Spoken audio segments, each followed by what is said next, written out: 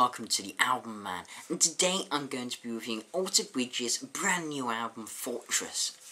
And this is their fourth studio album, and this has been highly anticipated by me, as Alter Bridge are one of my absolute favourite modern rock bands, and having released a string of fantastic albums, with Blackbird being the strongest in my opinion over the last 9 years I think that the band has been together.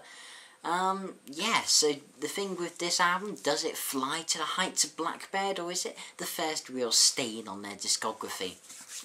Well, you know, there's ways to open up an album, and there's ways not to, and the first track on an album, it really needs to engage the listener. It has to make them want to continue their journey through the album. And luckily for us, Alter Bridge, as usual, deliver a killer opening, Cry of Achilles. I didn't think they could outdo, I think it was Ties That Bind, the opener for Blackbird? I think so, but don't quote me on it. You know, something like that as an opening track, and while I'm not sure it's better than that, it's certainly at least on par, and is a true epic opener. It starts so slowly and carefully, with Miles, I think, playing a nice finger-picked acoustic guitar melody before all hell breaks loose, as Alter Bridge shows us why this is their heaviest album to date, and it really is. But that doesn't mean it's lost its melody, no, or its subtlety even. No, this song proves with its truly giant anthemic chorus that, I mean, live I can imagine just would be mind-blowing, especially with the fact that it twists and turns and has two epic solos. I think the first one, it could be Miles, possibly, I'm really not sure, but the second one's definitely Mark.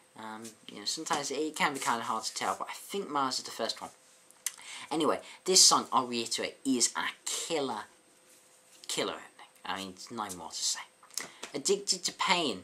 Everything you dream about when it comes to a modern day rock single. This song may be expecting radio airplay, but it sure doesn't mean they sacrificed anything for it. This isn't a wishy-washy ballad or faux hard rock Bon Jovi imitation. No, this is balls to the wall, true hard rock or alternative metal, whatever you want to call Alter Bridge, with heavy, dirty riffs, a cause to die for, and is an addicting song that you wish really would never end. What more could you possibly want from a single? I don't know, and it reminds me a bit of Isolation in the way they've released a lot heavier song for the single, which is good. I mean, with shredding and melody all together in a wondrous bundle of song mastery.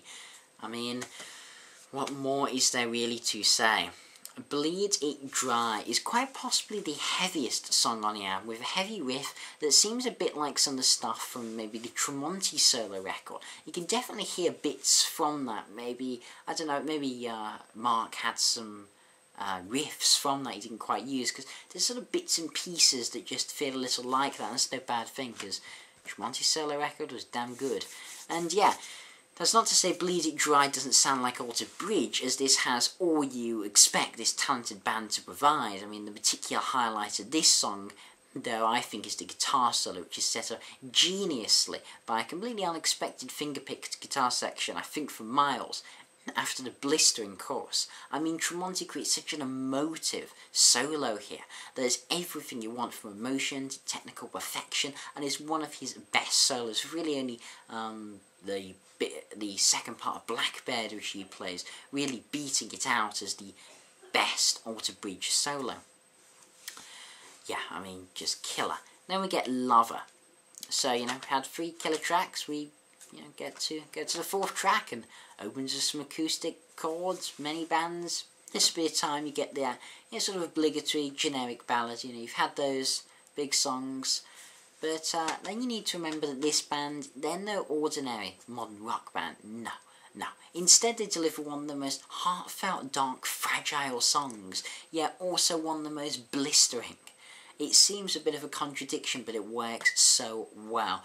I mean, a stunning performance from Miles, just, you know, in the delicate, fragile section, before, like a 747 Stranger in the Night, it soars this song into the stratosphere with a spine-tingling, giant chorus. I mean, it just, it really just blows you away. I mean, it really does. This is my personal favourite from the album, I'd say, and it shows why, really, rock nowadays doesn't get much better than Alter Bridge. I mean, I just love the almost dichotomy between the beautiful fragility and the heavy all-out, you know, almost metal chorus.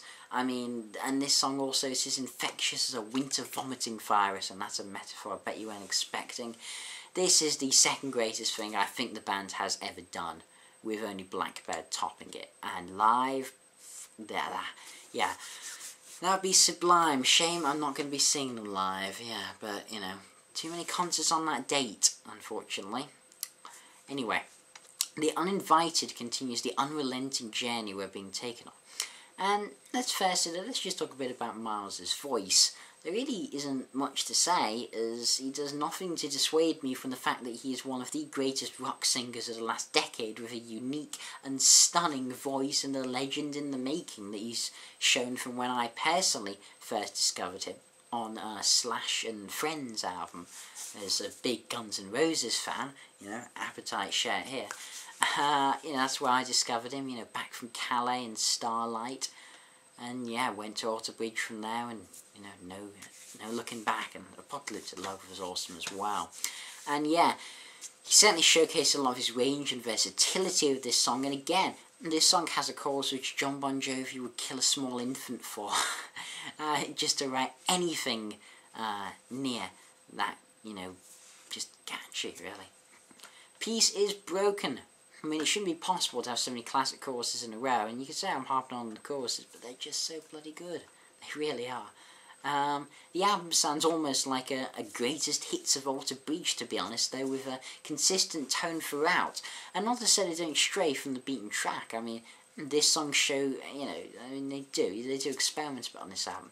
But this song also showcases just how perfectly produced the album is by Elvis. I mean, obviously not the Elvis, but, you know. I mean, yeah, I mean, it's just, it really is, I don't really have anything to say about the production. It's spot on, really is. And yeah, I really can barely recall a band mixing properly heavy guitar riffs and choruses this anthemic and pulling it off all so coherently. This song and the album really just has something to offer everyone, I'd say, from casual rock fans who, you know, like more commercial stuff, to hardcore metal fans. I really would recommend this to a fan of Nickelback and, I don't know, Cannibal Corpse alike. Then we get to Calm the Fire. This has there's a falsetto from Miles to kick things off. And this song, it really is one that builds, and a big sustained bass note from Brian Marshall under the vocals to build up the sound to, yeah, just to the moment that, like a fire, it sets your ears alight with ecstasy. Again, this album doesn't, this song doesn't let up for even a millisecond, not a single blip as of yet on the album as a whole, to be honest. Not even a small scratch or dent in the surface. It's very rare to find an album that delivers consistency for this long. But when you have choruses like that to Calm the Fire, I mean, it just makes your jaw drop below your feet. Just great. And then Water's Rising. Well, I'll tell you my thought processes ahead this song. So it's like, okay, yeah, lovely little, possibly arpeggiated riff going on there. Okay, that's pretty cool. Miles' voice sounds mighty deep on this song. What the hell's with that? And then, of course, it dawned on me that we have a Tremonti song on an Alter Bridge album, which is pretty cool. I mean, it would be easy to say with many bands, you know, oh god, the lead guitarist is trying to sing Run to the Bloody Hills and Far Away. Well, luckily, as I'm sure most of you have heard his solo record, you'll know that he can sing pretty damn well. Not because Miles, obviously that's a given, but he's still got a strong voice. And yeah, I mean, it's really is good to see him singing. And yeah, hearing Miles as a backing vocalist is not something you often hear, but this dynamic adds a bit of variety and it works really well. I enjoyed his voice on this album. I think he wrote the lyrics, on this song even. I think he wrote the lyrics for this song as well. Good lyrics, strong song, yeah. Definitely doesn't mess up. Okay, Further Than the Sun. I'll take the opportunity to talk a bit about the rhythm section here. So Scott Phillips on drums and Brian Marshall on bass. These guys I think are sometimes overlooked due to you know who, but are seriously talented musicians in their own right that really help propel these songs with their solid rhythm, especially when it gets heavier, and just in the solos, just backing up Tremonti these guys just kick ass. They really help keep the band together, and they're just a solid, really tight rhythm section. And yeah, I mean, this song overall, though I don't have too much to say about it particularly, it's just another wonderfully consistent song. Again, big choruses, you know, sweeping guitar. It's just great. Cry a River, another heavy hitter that shows how, even though they are, you know, quite commercially successful, that they are going to churn out the same stuff, you know, I mean, over and over again, as many bands fall into the trap of doing. And I do find that as the bands get further away from Creed, and that's no skit on Creed, I really do like that band. I think they're very good, particularly the Weathered album, fantastic album. I think they seem to get better as they get away from, you know, the sort of Creed sound that you hear on something like One Day Remains. And yeah, I mean, blistering solos, frantic riffs on this song, choruses I've run out of adjectives to describe. In fact, it's just too good for me to even describe. All ends well. This is the closest thing to a true ballad on the album, and feels quite a bit like with Ghost of Days Gone By. I get that, you know, a little bit of vibe from that, if I can to compare it to another one of my songs. And it's a sweeping rock song, but unfortunately, the only song on the album that really fails to engage me as much as the others, I'm afraid to say. The verse is good and quite lyrically engaging, going to a great pre-chorus, but the chorus to me, I don't know, it feels a little lackluster, doesn't quite do it for me. I just don't think it's all that great, to be perfectly, you know, brutally honest. Well, I do like the song. It has its most, like, the breach-like sort of section with the vocals, but overall this it really pales in comparison to the genius songwriting we've had earlier. But now we get Fortress. We get the title track, the, you know, rock-solid part of this album, and the longest song of theirs, I think, since Blackbird, to be honest.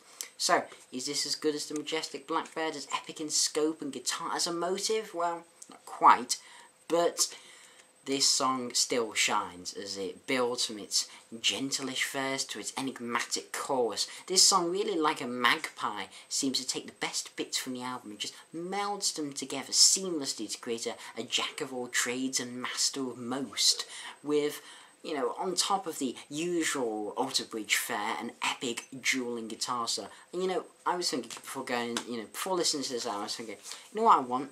I want some, you know, heavyish album, some catchy choruses, and I really want a song with a dueling guitar solo. It was my exact list of things that I wanted, and god damn, did they tick all the boxes, and that's just with this song. Yeah, I mean, the dueling guitar solo really echoes Blackbird, and, you know, even the influences of Leonard Skinner's Freebird, you could say, you know. Truly phenomenal. Both Miles and Mark are such talented guitarists. I think the order says, I think it's Mark first, then Miles, then Mark, and then Miles. I think that's it. If I'm wrong, you know, don't go crazy. You know, don't get too pedantic. This is just what I think I heard, you know. As Miles tends to have a slight bluesier sound than Tremonti, who has a more shredding metal nature. That's how I tend to try and spot the difference. Not to say Tremonti can't play in a bluesy emotive way as he does on Bleed It Dry. But anyway, then you got a reprise of the chorus, and that just ends the album on such a strong, sweet note. Alter Bridge with Fortress have created just a masterpiece. It's the album I expected, though. Nothing more, nothing less. But when you expect a golden, diamond-encrusted moon on a stick, and you get it, then you know you're listening to a truly spectacular band.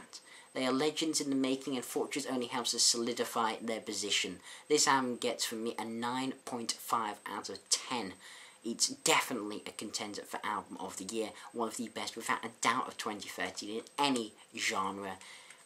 It's superior to AB3 and rivals Blackbird, and that is no easy feat. This has been the Album Man. Thanks for watching my review of Alter Bridge's Fortress. Comment, rate, subscribe, and as usual, long live rock and roll.